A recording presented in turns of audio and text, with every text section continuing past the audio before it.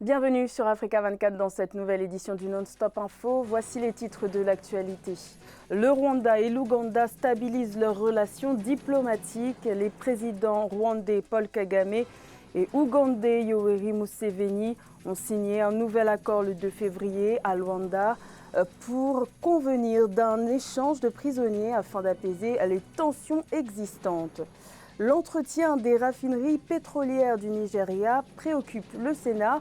L'Assemblée représentative réclame des comptes sur les dépenses de 25 milliards de dollars pour la maintenance de 4 raffineries au cours des 25 dernières années, des infrastructures qui peinent encore à fonctionner. Et les installations pétrolières poussent à la réflexion dans la province de Kanem, au Tchad. Les populations s'inquiètent de l'exploitation de sites pétroliers et gaziers, sources de pollution situés à proximité de leur lieu d'habitation.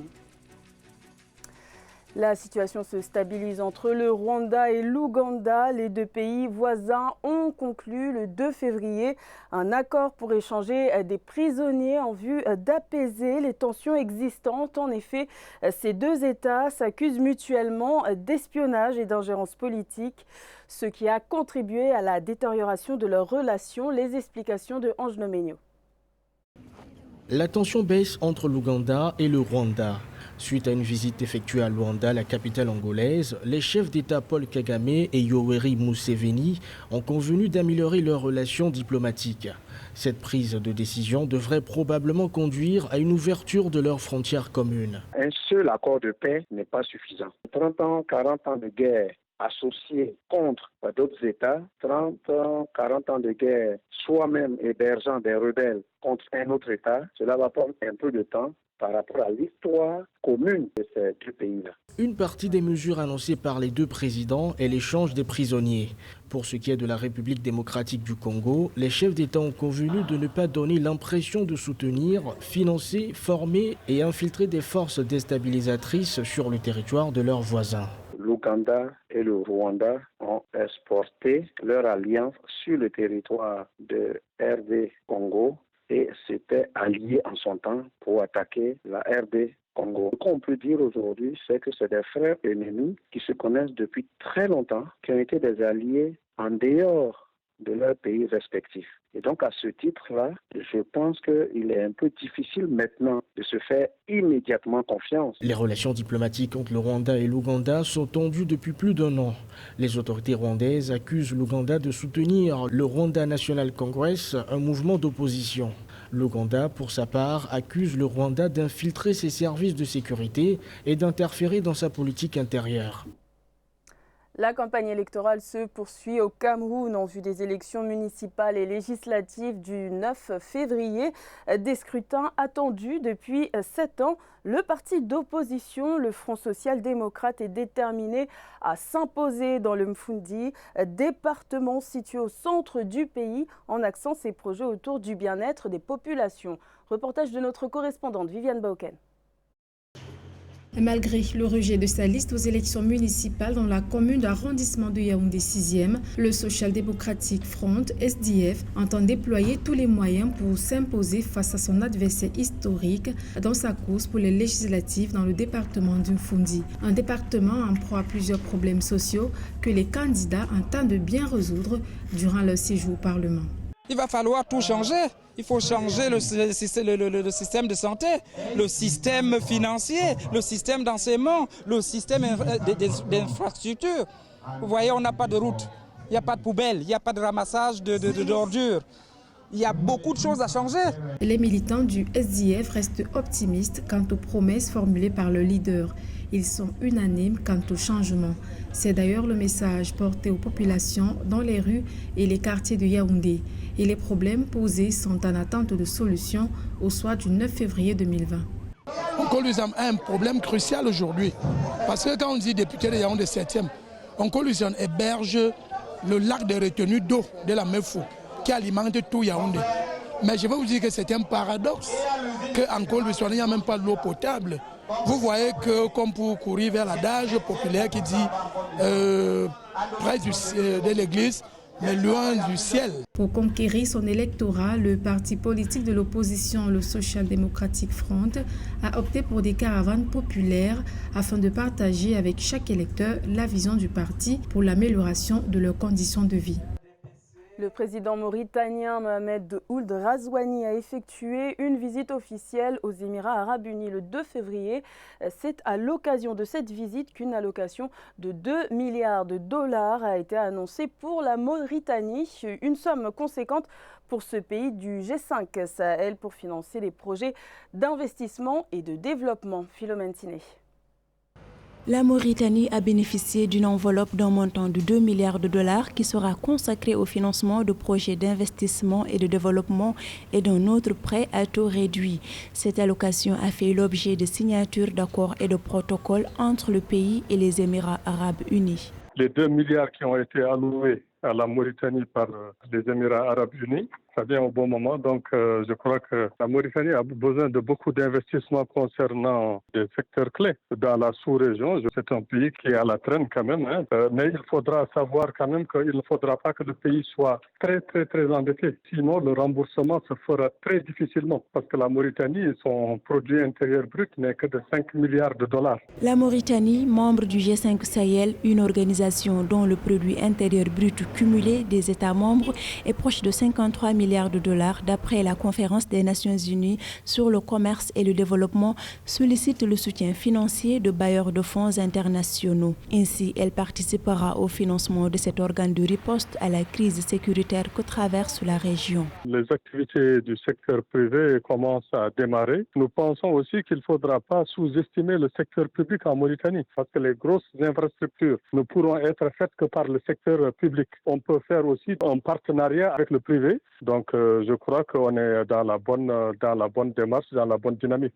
À noter que la Mauritanie est toujours à la traîne en matière de climat des affaires, avec un score de 51,1 sur 100 selon le classement Doing Business 2020 de la Banque mondiale. Son PIB s'est estimé à environ 5,2 milliards de dollars en 2018. Intégrer le top 100 du prochain classement Doing Business, c'est l'un des objectifs du président sénégalais Macky Sall qui veut améliorer la position de son pays au niveau mondial, notamment grâce à des réformes qui entreront en vigueur en mai 2020 pour améliorer le climat des affaires. Le défi est de taille puisque le Sénégal est placé à la 123e place dans le classement Doing Business de 2020. Aïssatou Bari.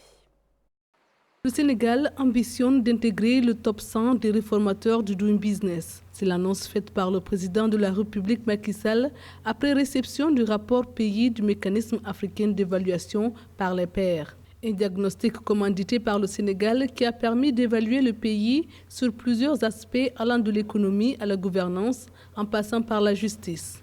L'objectif que j'ai fixé au gouvernement, c'est d'être dans le top 100 mondial. Il y a des efforts à faire pour y arriver. Nous allons mettre en place des réformes majeures dans l'environnement des affaires pour améliorer la compétitivité.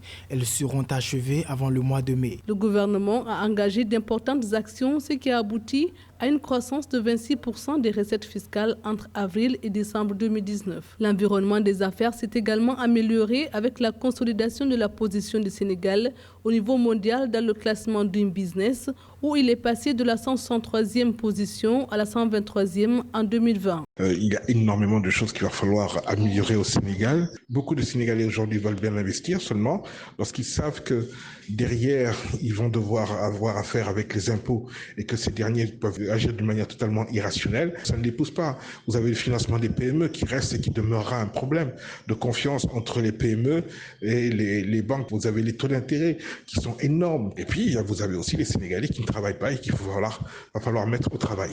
Le secteur agricole est un axe prioritaire pour le pays. Selon les autorités, le Sénégal est autosuffisant en tomates et en pommes de terre, mais le défi reste la conservation. L'État envisage la mise sur pied d'un réseau de stockage pour y remédier.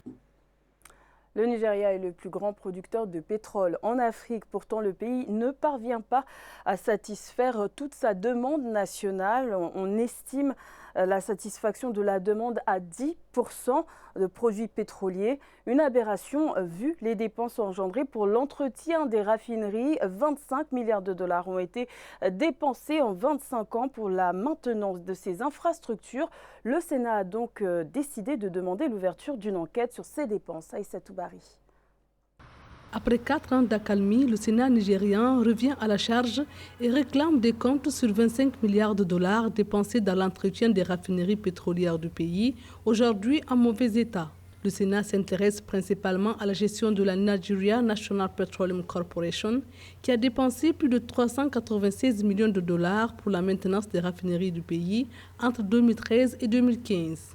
Depuis donc 2015, le Nigeria est confronté donc à la question de la bonne gouvernance, notamment au niveau macroéconomique, au niveau donc de la raffinerie. Malgré la richesse donc de l'or noir au niveau de ce pays, le Nigeria continue donc d'être un pays importateur donc des produits raffinés, ce qui n'est pas logique, ce qui n'est pas normal. L'affaire remonte à 2015 lorsque le Nigeria a annoncé que la compagnie nationale n'a pas transféré les 25 milliards de dollars dans les fonds publics entre janvier 2011 et décembre 2015. Le Sénat avait alors demandé à la Commission des ressources pétrolières de diligenter une enquête sur les dépenses de ces fonds pour l'entretien des 4 raffineries du pays au cours des 25 dernières années.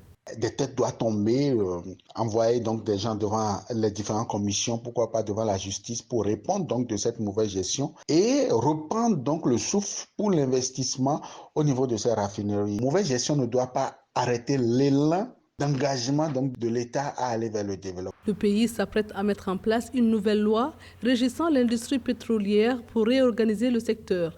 Il s'agit notamment de la révision de la taxation, le rôle de la Nigeria National Petroleum Corporation, les règles environnementales et le partage des revenus. Le développement, bien sûr, mais pas au détriment de l'environnement. C'est l'objet du rapport sur l'étude d'impact environnemental et social présenté aux autorités locales de Sédigui au Tchad concernant l'exploitation de champs de pétrole et de gaz. Le but étant de s'assurer du bien-être des populations malgré l'installation de ces infrastructures qui sont source de pollution. Reportage de notre correspondant Mahamat Ramadan. Au Tchad, les populations s'impliquent davantage dans les actions d'atténuation des éventuels impacts environnementaux et sociaux des sites pétroliers. Dans la province du Kanen, par exemple, les populations locales ont participé activement aux consultations initiées par la Société des hydrocarbures du Tchad sur l'impact des installations de surface du projet de développement intégré du champ pétrolier et gazier de Sédigui. Elles ont émis des recommandations que certains experts estiment légitimes. Faire de sorte que les populations concernées, les acteurs clés de développement soient impliqués dans le projet. Prendre en compte leurs attentes. Leurs attentes, ce sont les infrastructures socio-économiques de base, écoles, centres de santé, parcs d'élevage. Pour les autorités, les environnements immédiats des installations pétrolières ne comportent pas un réseau hydraulique dense dont il faut craindre les impacts négatifs. Elles ont par ailleurs assuré les populations autochtones que les installations respecteront les normes environnementales et contribueront au développement social de la localité. L'importance de ce projet pour le Tchad en général et le Kanem en particulier n'est plus à démontrer. Néanmoins, tout en assurant notre développement, nous ne devons pas occulter les questions liées à la protection de l'environnement et ce, afin d'offrir un cadre de vie décent à nos populations. Par ailleurs, une étude provisoire a aussi recommandé qu'il faut prendre toutes les dispositions pour que les éventuels impacts du projet pétrolier et gazier de Sédigui ne se répercutent pas sur le lac Tchad qui se trouve à une dizaine de kilomètres du site et dont l'écosystème est déjà éprouvé par le réchauffement climatique. C'était le journal de la rédaction. Merci de l'avoir suivi.